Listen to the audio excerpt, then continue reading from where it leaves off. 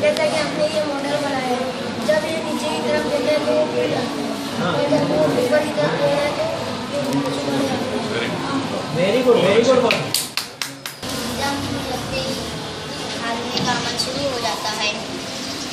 मुंह में पाए जाने वाले दांत, जबान और लाख दहन के अमल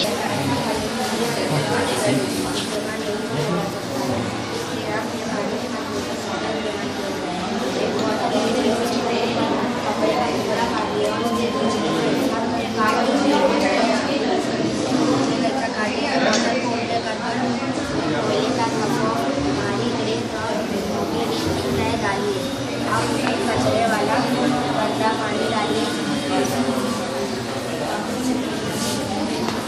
गिरने वाला पानी साफ और शफाफ नजर आता है।